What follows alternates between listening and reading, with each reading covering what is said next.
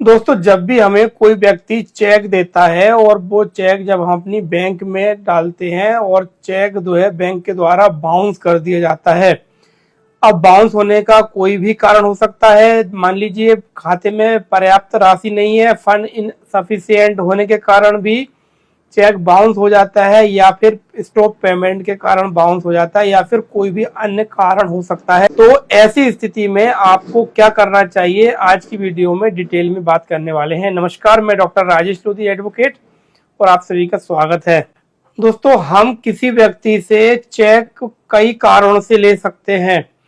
जैसे हमने किसी व्यक्ति को कोई पैसा उधार दिया है, उसके बदले में उसने जो है हमको चेक दिया है, या फिर हमने कोई सामान उसको बेचा है, उसके बदले में उसने जो है हमको चेक दिया है, या फिर और अन्य कई कारण हो सकते हैं।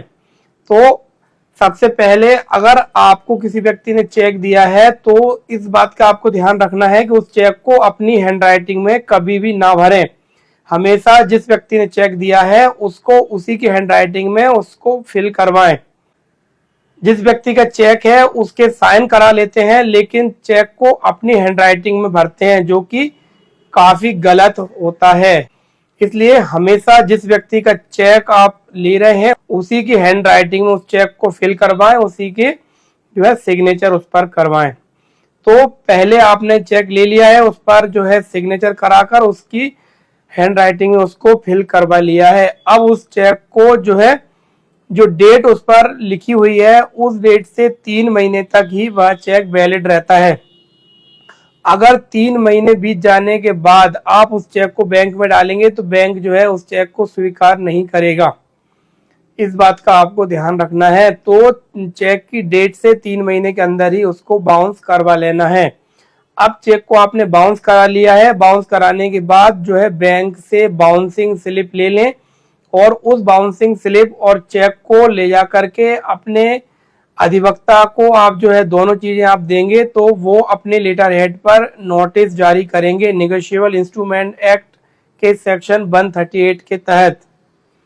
इस नोटिस में इस बात का जिक्र किया जाता है कि फलाने फलाने व्यक्ति जिसने आपको चेक दिया है उस व्यक्ति का नाम, पता, एड्रेस होता है और किस कारण से जो है चेक दिया गया था और चेक जो है बाउंस हो गया है, इस बात की सूचना संबंधित व्यक्ति को उस नोटिस के माध्यम से दी जाती है। अब नोटिस को जो है कंप्लीट बना लिया है, स्पीड पोस्ट के माध्यम से उस नोटिस को संबंधित व्यक्ति को भेजा जाता है, और जब वह नोटिस उस व्यक्ति को प्राप्त हो जाता है उसका जो है ऑनलाइन इंडिया पोस्ट की वेबसाइट से डिलीवरी रिपोर्ट निकाल लिया जाता है। अब यहाँ पर एक बात आपको ध्यान रखनी है कि जिस डेट को वह नोटिस उस व्यक्ति को प्राप्त हुआ है उस डेट से जो है 15 दिन का समय हम देते हैं जनरली उस व्यक्ति को पैसा आपका वापस करने के लिए।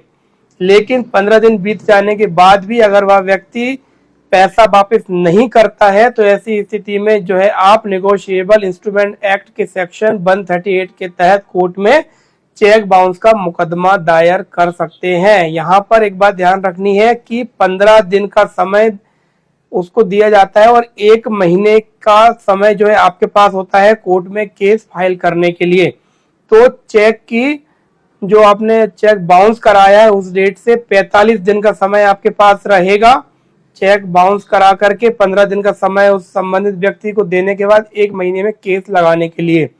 अब यहाँ पर आपने केस फाइल कर दिया है। केस फाइल करने के बाद आपका केस नंबर मिल जाता है, और उस केस नंबर का आपका केस रजिस्टर्ड होने के बाद में आपको जो है नोटिस जारी कराने होते हैं।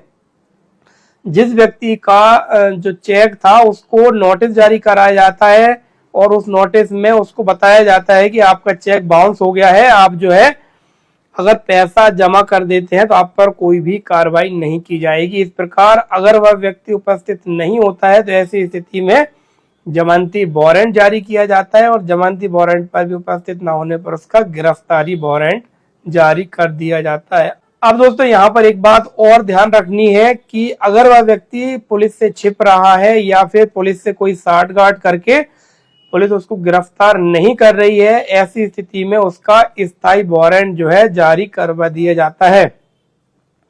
अब वह व्यक्ति स्थायी वारंट पर गिरफ्तार हो गया है, ऐसी स्थिति में उस व्यक्ति पर जो है चार्ज फाइल होता है। चार्ज बनने के बाद में आपको जो ओरिजिनल चेक, बैंक की जो बाउंसिंग की स्लिप है और जो नोटिस आपने अपने एडवोकेट के माध्यम से भिजवाया था, इसके साथ में स्पीड पोस्ट की जो रसीद, जो नोटिस आपने भेजा था और डिलीवरी रिपोर्ट या फिर कोई एग्रीमेंट किया है तो साथ में वह अनुबंध पत्र भी आपको ओरिजिनल कॉपियां कोर्ट में एग्जिबिट करनी होती हैं।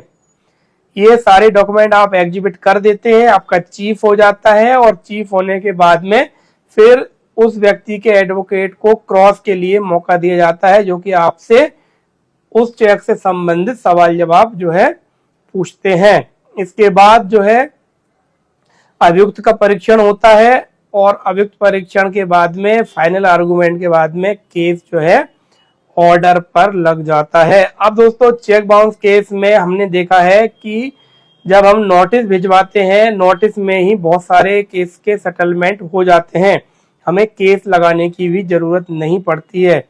और चेक बाउंस केस में एक बात और आप यहाँ पर समझ लीजिए कि चेक बाउंस केस में जैसा आपने कोर्ट में केस फाइल कर दिया है और नोटिस आपने कोर्ट से निकलवाया है, नोटिस निकलवाने के बाद वह व्यक्ति कोर्ट में उपस्थित हो गया है और उसने जो है पैसे जमा कर दिए हैं, तो भी उसका केस जो है समझौते के आधार पर खत्म हो जाता है। इस प्रकार जो अभियुक्त होता है उसको कई अवसर दिए जाते हैं आपका पैसा वापस करने के लिए। तो ये जो सारी प्रोसेस है चेक बाउंस केस की, आपको जानना बहुत जरूरी है। अगर आपको ये प्रोसेस पहले से पता होगी तो आप जो है घबराएंगे नहीं, परेशान नहीं होंगे। और चेक बाउंस केस में टाइमिंग का बहुत महत्व होता है, इसलिए जो है टाइमिंग आपको पता होनी चाहिए कि कब आपको चेक बाउंस कराना है, कितने समय में केस फाइल करना है। सारी प्रोसेस हमने इस वीडियो में आपको बताई है। अगर आपको जानकारी अच्छी लगी हो तो वीडियो को लाइक कर दीजिए और हमारे चैनल को सब्सक्राइब कर लीजिए ताकि आपको ऐसे ही कानूनी जानकारियां मिलती रहें।